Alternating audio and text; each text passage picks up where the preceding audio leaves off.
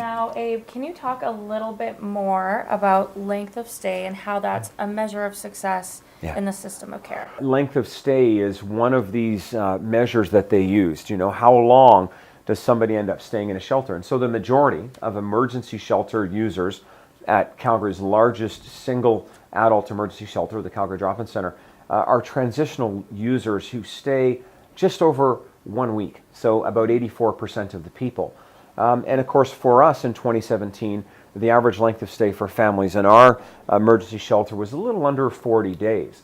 And of course, what we're starting to see this year, and actually for a good chunk of last year, was that length of stay number increasing. Okay, so in 2016 it was about 35 days.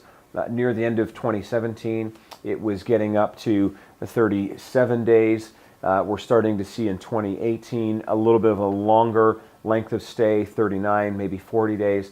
And so what does this tell us? Well, it tells us not only is the complexity increasing, but it also tells us that we need to see more affordable, right-sized housing for families, because our average family size is about 3 children here. And so it's tough to put 3 children into a 2-bedroom type of unit. Mm-hmm. Absolutely. Yeah. And so, you know, the most important factor we found in getting families out of an emergency shelter is affordable housing. And affordable housing is one part of the factor. I'm going to call it a 3-legged stool. You need affordable housing. You need obviously some type of rent supplement. And then the third thing you need is supports. So when you talk about what kind of supports, we're talking about culturally specific supports, particularly if they're Indigenous families or newcomers to Canada. You know, they need supports in languages that work for them in a culturally appropriate way. Obviously, they need access to childcare.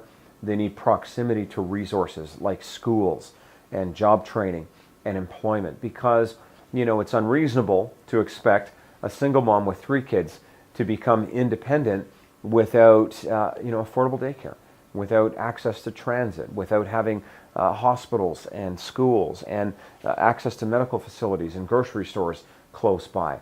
And so when we think about, you know, kind of affordable housing, you know, sometimes people say, well, why don't you buy, why doesn't it from the cold buy a piece of land, I don't know, in one of the suburbs? And, I personally, my family and I, we live in Evanston, which is a nice suburb in northwest Calgary.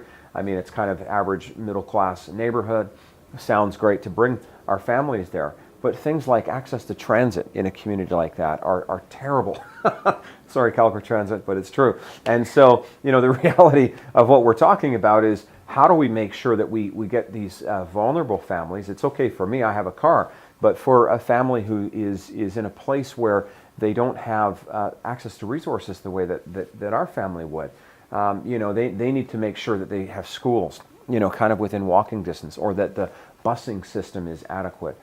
Mom's going to need access to affordable childcare, or the dad, so that they can go back to school themselves or they can get a job. Of course, things like, groceries, we all need to eat. And if there's not a grocery store in the neighborhood, then it sure is tough if you don't have a vehicle to, of course, take care of those children. So, you know, for an agency like In From the Cold, we need to be really strategic about where can we add affordable housing to the mixture so that it really makes sense.